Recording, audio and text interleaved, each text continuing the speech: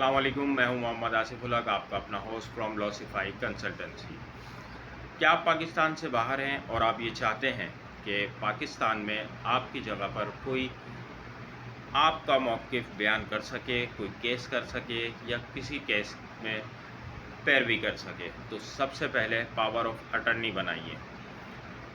Power of attorney का basically मतलब ये है कि अगर आप पाकिस्तान से बाहर हैं या खुदा न ख्वास्ता किसी ऐसी बीमारी या आर्ज़े में मुब्तला है कि आप अपना काम नहीं कर सकते, किसी केस को प्रोसीड नहीं कर सकते, तो उसके लिए आप ये चाहते हैं कि कोई ऐसा वकील या नुमाइंदा मुकर्रर किया जाए जो आपकी तरफ से तमाम मामलात को हैंडल करे।